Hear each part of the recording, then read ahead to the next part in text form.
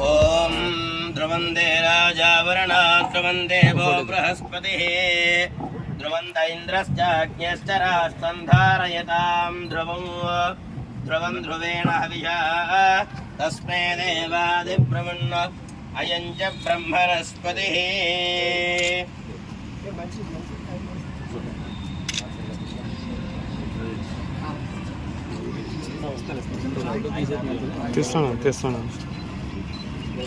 ओम ध्रुवंदे राजावरणा ध्रुवंदे वो बृहस्पतिः ध्रुवंत इंद्रश्चाग्न्यश्च राष्ट्रं धारयतां ध्रुवं ध्रुवं ध्रुवेण हविषा तस्मै देवादिब्रह्मण् अयं च ब्रह्मणस्पतिः।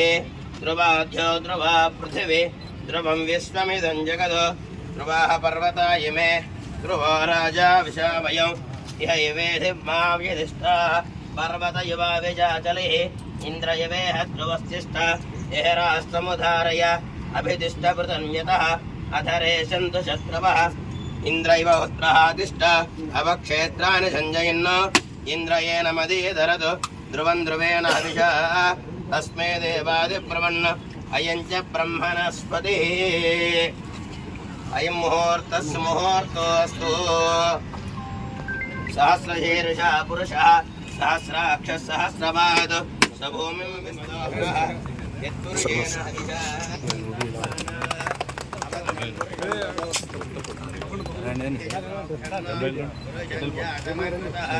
तेन देवाय जनता साक्षार्षयस्तये तस्माज्जज्ञात् सर्वहुतः समृद्धं बृहदाद्यौ सुदोगस्ताकृत्य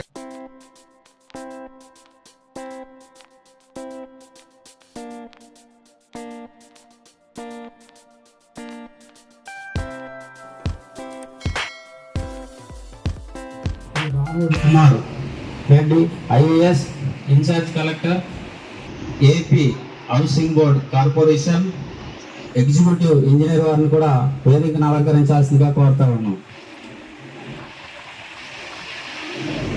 గౌరవనీయులు శ్రీ ఆర్ రాంబాబు గారు, పి శ్రీనివాసరావు, డిడిఆర్ఎఫ్ఓ భీమవరం కూడా ఈ కార్యక్రమానికి విచ్చేసిన అతిరథ మహారాజులందరికీ స్వాగతం సుస్వాగతం. ఈ శంకుస్థాపన కార్యక్రమాన్ని బి శ్రీనివాసరావు గారిని ప్రసంగించాల్సిందిగా కోరుతాను. మన భీమవరం పట్టణంలో అగ్నిమార్గ కేంద్ర కార్యాలయం భవన శంకుస్థాపన కార్యక్రమానికి ఈ జిల్లాకి అన్ని మౌలిక సదుపాయాలు కావాలని చెప్పి ఆలోచన చేస్తున్నాం. దానిలో మొట్టమొదటిగా జిల్లా అగ్నిమార్గ కేంద్రం నిర్మించడం అనేది చాలా శుభదాయకం, చాలా శుభపరిణామం. ఎందుకంటే ఈ ఫైర్ స్టేషన్ ఉంటేనే మనకి ప్రమాదాలని నివారించవచ్చు. ప్రకృతి వైపరీత్యాలు వచ్చినప్పుడు కానీ, ప్రమాదాలు జరిగినప్పుడు కానీ ఈ 2 యూనిట్లు 30 మంది వచ్చి అది నివారించే కార్యక్రమం చేయడం జరుగుతుంది. దానికోసం ఇది చాలా ఇంపార్టెంట్. ఇది జిల్లా కేంద్రాన్ని ఇక్కడ నిర్మించడం 15th ఫైనాన్స్లో 2 కోట్ల రూపాయలతోటి ఈ భవన నిర్మాణ కార్యక్రమం చేపట్టడం జరుగుతుంది. దీనికి టెండర్ అయిపోయిందండి. ఎవరి కాంట్రాక్టర్? టెక్సస్ విజయవాడ వరకు వచ్చిందంట టెండర్. వారు నాణ్యతతో కూడిన పని చేసి చక్కని అందమైన భవనం నిర్మించి చుట్టూ గేంద్రులు పెంచి ఈ కార్యక్రమం చేయవలసిన ఆవశ్యకత ఉంది. దీన్ని మంచిగా తయారు చేసి మన భీమవరం హెడ్ క్వార్టర్స్కి ఇది ఒక కానుకగా ఉంటుంది. దీన్ని ఫైర్ ఆఫీసర్స్ కూడా ప్రతినిత్యం పర్యవేక్షణ చేసి మన జేసీ గారు చెప్పినట్లు హై క్వాలిటీతో కన్స్ట్రక్షన్ చేసుకొని మంచి భవనాన్ని నిర్మించుకున్నట్లయితే ఇది చాలా ఉపయోగకరంగా ఉంటుంది. అలాగే మన నియోజకవర్గంలో వీరవసరం మండలం కూడా ఇంకో ఫైర్ స్టేషన్ కావాలని చెప్పి ఆలోచన చేస్తున్నాం. ఎందుకంటే ఇక్కడి నుంచి వెళ్ళాలంటే 20 కిలోమీటర్ల పైన వెళ్ళవలసి వస్తుంది. అటు పాలకొండ నుంచి రావాలన్నా కూడా 20 కిలోమీటర్ల నుంచి రావాల్సి వస్తుంది. వీరవసరానికి ఒక ఫైర్ స్టేషన్ ఉన్నట్లయితే అది మండల హెడ్ క్వార్టర్స్ కాబట్టి అక్కడ ఉన్న 23 గ్రామాలకి ఉపయోగకరంగా ఉంటుంది. దాని మీద కూడా మేము ప్రభుత్వానికి సూచనలు చేసి రికమెండ్ చేసి పంపడం జరిగింది.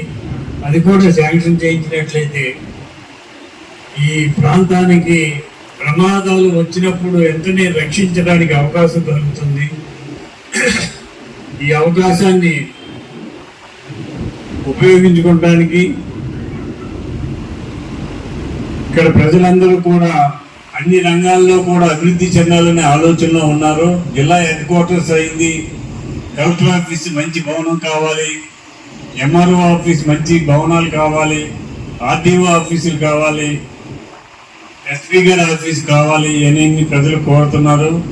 ఇవన్నీ కూడా ఆర్థిక పరిస్థితులను బట్టి ఒక్కొక్కటి పూర్తి చేసి జిల్లా హెడ్ క్వార్టర్స్ అని మాకు అన్ని అందమైన క్వార్టర్స్గా హెడ్ క్వార్టర్స్గా తీర్చిదిద్ది మన భీమవరం హెడ్ క్వార్టర్స్ని అందమైన హెడ్ క్వార్టర్స్గా తయారు చేయడానికి మేమందరం కూడా కృషి చేస్తాం. దానికి మీరందరూ కూడా సహకరించాలని ఈరోజు ఈ ఫైర్ సిబ్బంది వాళ్ళు చేసిన ఈ కార్యక్రమానికి వారికి మనస్ఫూర్తిగా అభినందనలు తెలియజేస్తూ మమ్మల్ని ఆహ్వానించినందుకు వారికి మనస్ఫూర్తిగా అభినందనలు తెలియజేస్తూ సెలవు తీసుకున్నాం. ఆంధ్రప్రదేశ్ శాసన మండలి చైర్మన్ గారికి కొయ్య మోషన్రాజు గారికి, అదేవిధంగా భీమవరం నియోజకవర్గ శాసనసభ్యుడు మరియు పిఏసి చైర్పర్సన్ మన పురపర్తి రామాంజనేయులు గారికి, ఇక్కడికి వచ్చేసిన కోన నాగేశ్వరరావు గారికి, పార్థసారథి గారికి, ఆర్డీఓ గారికి, ఇతర పెద్దలందరికీ, సిబ్బంది అందరికీ కూడా, అదేవిధంగా ప్రింట్ అండ్ ఎలక్ట్రానిక్ మీడియా అందరికీ కూడా శుభాకాంక్షలు చెప్తారు. ఇందాక మోషన్ రాజు గారు వస్తుంది, ఎందుకంటే ఫైర్ డిపార్ట్మెంట్ కాదు ఇది, this is AP state disaster response and fire services.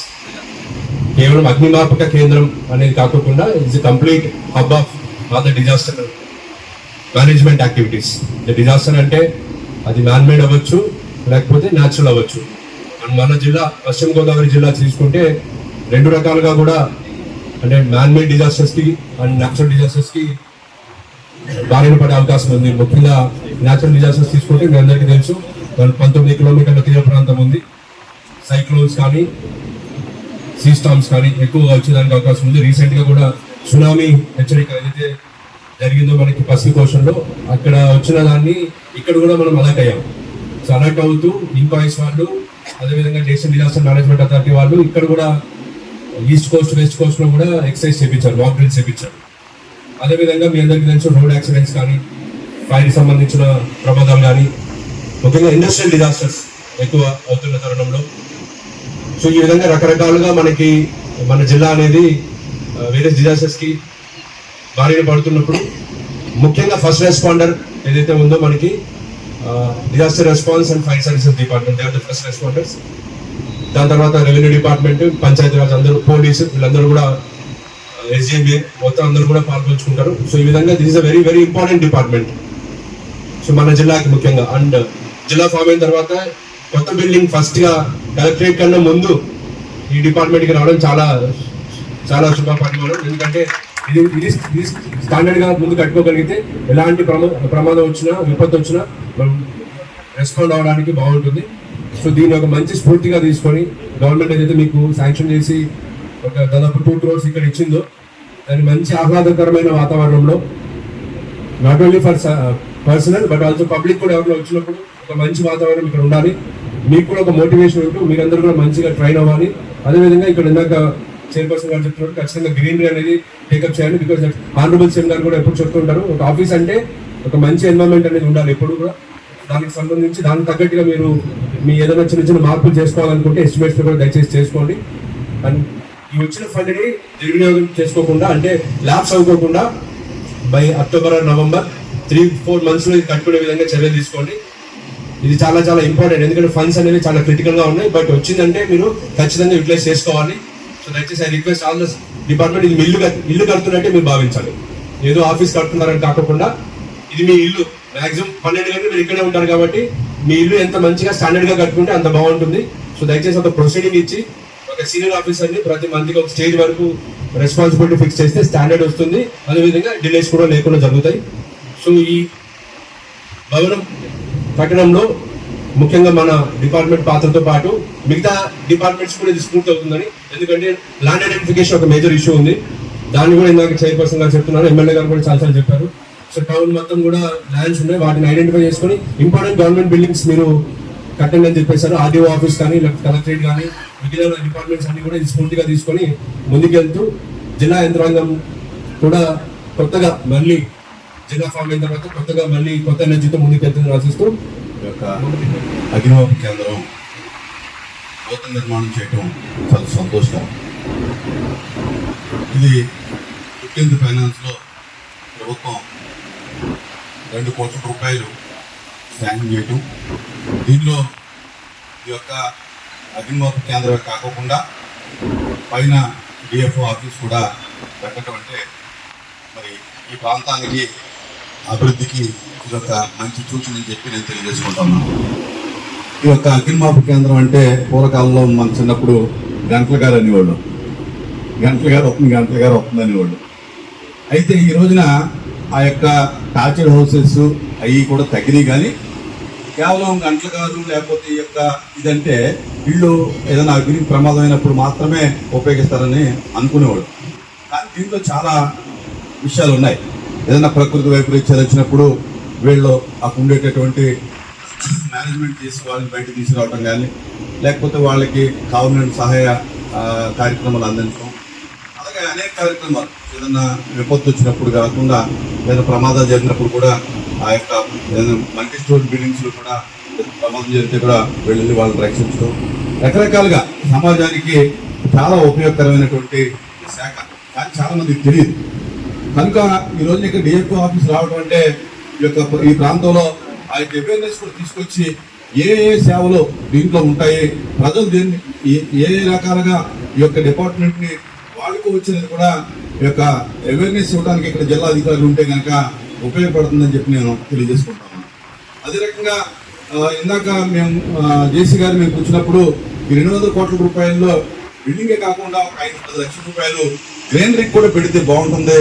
A office పెట్టినా మన ఇల్లు దగ్గర ఎంత అయితే గ్రీనరీ చేసుకుంటామో ఆఫీసుల దగ్గర కూడా ఆ రకమైన గ్రీనరీ పెడితే కనుక ఈ యొక్క పర్యావరణం ఉంటుంది. 2 ఆఫీస్కి వచ్చినప్పుడు ఎవరైనా వచ్చినప్పుడు వారికి ఒక మంచి అట్మాస్ఫియర్ కూడా ఉంటుందని చెప్పి తెలియజేసుకుంటూ, మరి జేసీ గారికి నేను చెప్పేది ఏంటంటే ఈ యొక్క లోపల కానీ ఆ బయట కానీ ఈ ప్రాంతం ఒక ఆఫీస్ ఉందంటే కనుక ఒక గవర్నమెంట్ ఆఫీస్ ఉంది అనేటటువంటి ఒక లుక్ రావడానికి వీలుగా ఆ యొక్క డిజైన్ కూడా డీవియేషన్ కరెక్ట్గా అది మైనస్లో ఉందని చెప్తా ఉన్నారు టెండరు. కనుక దాన్ని కూడా ఆ యొక్క డీవియేషన్ తీసుకుని చేస్తే ఈ ప్రాంతం అభివృద్ధి చెందుతుంది. అలాగే ఎమ్మెల్యే గారికి మరి జేసీ గారికి నేను చెప్పేది ఏంటంటే, ఈ ప్రాంతం వన్ టౌన్ ప్రాంతంలో కూడా ఒక 2-3 గవర్నమెంట్ ఆఫీసులు నిర్మించినట్టయితే కనుక ఈ ప్రాంతంలో ఉండేటటువంటి అభివృద్ధికి కూడా ఆ యొక్క ఆఫీసులు ఉపయోగపడతాయి. ఒకే ఏరియాలో అన్ని ఆఫీసులు కాకుండా 4 పక్కలు ఉంటే కనుక అభివృద్ధి చెందడానికి కూడా అధికారులు మానిటరింగ్ చేయటప్పుడు బాగుంటుందని చెప్పి కొత్తగా జిల్లాలు ఏర్పడిన తర్వాత అన్ని హెడ్ ఆఫీస్ కూడా జిల్లా కేంద్రానికి వస్తాయి కాబట్టి అన్ని 4 ఏరియాలను కూడా భీమవరం అభివృద్ధికి ఉపయోగపడుతుందని చెప్పి తెలియజేసుకుంటూ, ఈ ప్రాంతంలో కూడా గవర్నమెంట్ ఆఫీసెస్ ఏమైనా ఉన్నప్పుడు ఎమ్మెల్యే గారు ఒకసారి దృష్టి పెట్టి ఆ యొక్క అభివృద్ధిని చేయాలని చెప్పి కోరుకుంటా ఉన్నాం. అగ్నిమాపక కేంద్రం మరియు జిల్లా అగ్నిమాపక కార్యాలయం యొక్క భవన శంకుస్థాపనకు విచ్చేసినటువంటి మన భీమవరం శాసనసభ్యులు మరియు రాష్ట్ర ప్రజాపత్రుల సంఘం చైర్మన్ అయినటువంటి శ్రీ పులపర్తి ఆంజనేయులు గారికి, ఆంధ్రప్రదేశ్ శాసన మండలి చైర్మన్ శ్రీ కొయ్యం మోషరాజు గారికి, మన జాయింట్ కలెక్టర్ గారు రాహుల్ కుమార్ రెడ్డి గారికి, ఆర్డీఓ గారు ప్రవీణ్ కుమార్ రెడ్డి గారికి, మన ఈ పోలీస్ సోషల్ కార్పొరేషన్ తరఫున శ్రీనివాస్ గారికి, ఉమ్మారావు గారికి, వచ్చినటువంటి ఇతర అధికారులకు, రాజకీయ